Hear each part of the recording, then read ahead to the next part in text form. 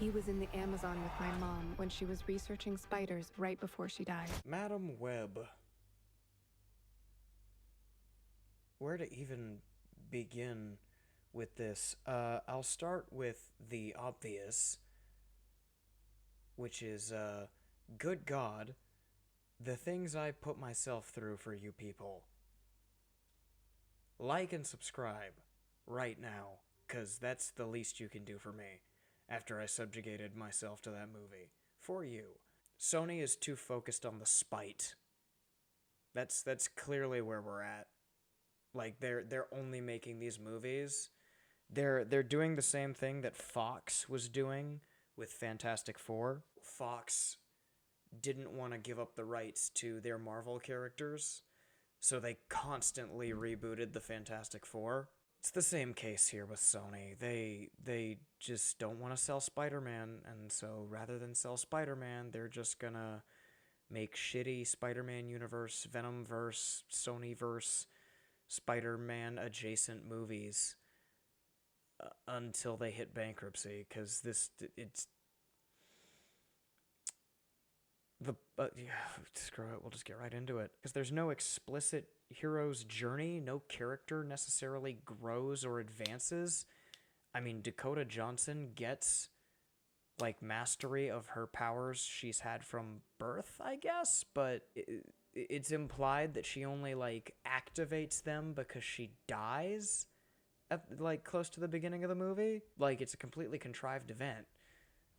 So like, are we to believe that if she never had a near-death experience, she would have just lived an entire life, dormant powers, the three Spider-Women children would have died?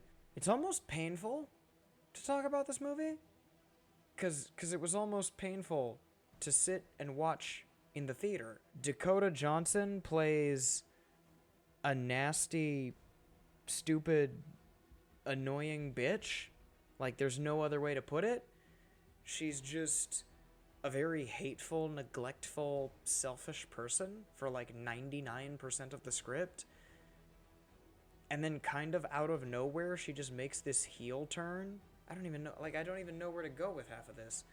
There is segments, chunks, bits and pieces, fragments, I guess. Essentially, like, bits of a story exist, but like it's sewn together with duct tape and spit. Morbius was poorly scripted and poorly acted, but there was a 3-act structure and a plot. The Venom movies, mediocre and mid, all the way across. 3-act structure, scripting structure that made sense. Madam Web ain't got none of that. None of it whatsoever. The gist of the story is that the villain has a dream. Because, like I said, there's fans in the wrong places, and those fans aren't allowed to do as much as they should. Because there's very brief pieces of snippets of Spider-Man stuff that get used in this, and I'll explain real quick. In the comics, there's an arc where Mephisto, the Satan of the Marvel Universe, basically says, I will rule the world eventually, but my reign will come to an end because of a spider person. And the person he's talking to asks him, what the hell do you mean spider person? And he goes, well, at first my dream showed it was Spider-Man, so I went and effed with his life really, really bad to try and, like, break the dream. And at first it worked, because he wasn't in the dream anymore, but then it didn't work, because now it's his daughter in my dreams instead. So I'm destined to he's basically like, I'm destined to get my ass kicked by a spider person, whether I like it or not.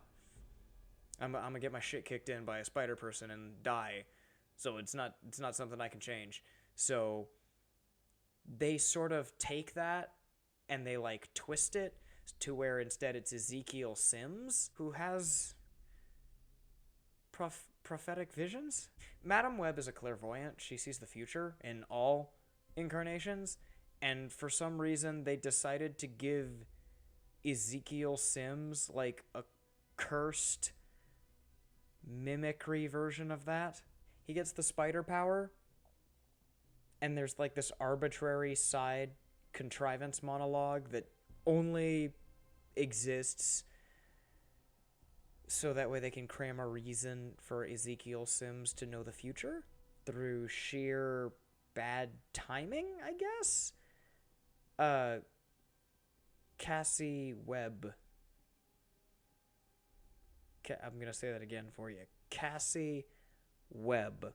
She finds them. They just sort of run off together, are on the run for like a third of the movie. And then she goes back to the Amazon to talk to the spider people. You heard me right. There are spider people, I guess, which, like, cool. You added depth to the Spider-Man lore that didn't need to be there, Sony. Brav the frick oh. It's not like every time this has ever been done in Spider-Man history, everyone has hated it and relentlessly demanded that it be retconned or removed. Also, the costume design in this movie is really bad, and I'm not talking about Ezekiel Sims' evil Spider-Man uniform. I'm talking about literally everyone else's. Unironically, I think the only good-looking one is Sydney Sweeney. And even then, it's barely passable. Because it's Sydney Sweeney, and she's the only one who's actually able to pull off the look of her comic counterpart. It's not like... The movie goes out of its way to say that, like, yeah, her mom died, but she was just a baby when it happened, and she was actually a really good foster kid who had a decent upbringing. So I'm like... There's no excuse for her to be this cynical asshat. That's just how she's written. Positives. There's that one scene in the beginning of the movie during Ezekiel Sims's dream sequence where for a brief moment he's homaging that comics panel I mentioned, so I thought that was neat. For most of the movie, Sydney Sweeney is wearing a short skirt and thigh-high black socks. That looked cute. Madam Web is 2 hours long. Why, Sony? Venom Let There Be Carnage is an hour and 37 minutes. Obviously had scenes left on the cutting room floor that didn't need to be cut. Morbius, hour 44 minutes. That movie was like raped on the cutting room floor. Like you bent that movie over and shoved a ball gag in it on the cutting room floor. That poor movie did not deserve what you did to it in the editing room. Meanwhile, this movie has so many scenes, so many useless, stupid scenes. I can't even begin. Morbius, I very cynically said, I've gone on record saying, give me a laptop and 30 minutes in a Starbucks and I'll give you a better script than that. I said that full of cynicism. Sure, I'm a Morbius fan and I can probably do a better script than most of the people involved in that movie could. But unironically, give me a typewriter in 5 minutes and I would have written a better movie than this. Sony does not want it. They don't want it to stick around. They are embarrassed of it. Because there's no post-credit scene. Any tie-in to the Spider-Man mythos is 100% like arbitrary and easily cuttable. There's no way. There is no way Madam Web is showing up in the post-credit scene of Morbius 2, Venom 3, or Kraven. Like, there's no way. They're gonna forget this one. I'm surprised I was not the only one in the theater, personally. There was a good 9-10 other people there with me by the time the movie was, like, up and going. And every time Dakota Johnson talked, every other line of hers would just get a audible moan from the audience. She's a bad actress. You have less to work with, which means you're going to make less movies over time. Therefore, you have no valid reason for why you should be this shit at these movies. Like, Marvel focused on quantity over quality. Like, Disney Marvel focused on quantity over quality. They have that excuse. You don't, Sony. Like, you have one character and his rogues gallery. And you only put out, like, 1 or 2 movies a year, tops, in terms of, like, Marvel content. So I don't see how you somehow managed to make this catastrophic, bottom-tier pig shit every time. I don't get it. Also, good job, yet again, using yet another wonderful villain from the comics. A wonderful, wonderfully written character in the comics. And making them a one-note, one-and-done, just dog shit villain. Good job. You did it. You managed to do it again. Bravo.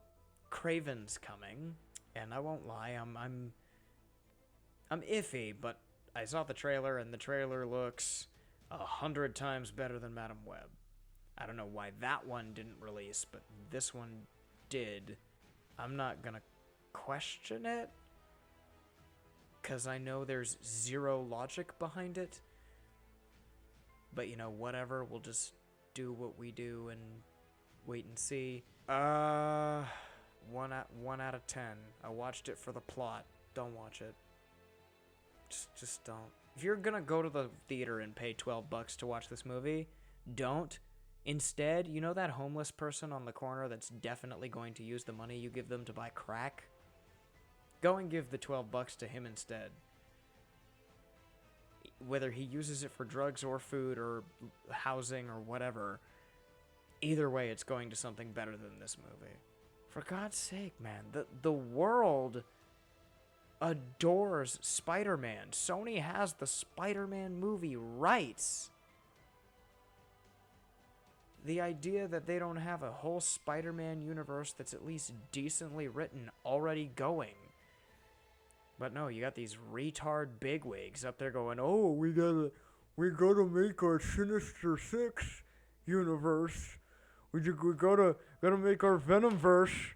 Gotta take 40 movies to finally get to Spider-Man. Ooh, like, everyone who's calling the shots for this Sony Marvel universe needs to be Reign of Terrored. If Kraven is just as bad as this, if not worse, I will probably hop off the Sony train. Like, I have vouched for them for so long. I've been nothing but supportive and defensive. I've seen the potential of what they can do. Somehow they managed to catastrophically fail at every turn, and a guy can only take so much. The guy back in the jungle told her, when you take on responsibility, great power will come. Oh, that's kind of like the famous line. Yeah, exactly, but not as good.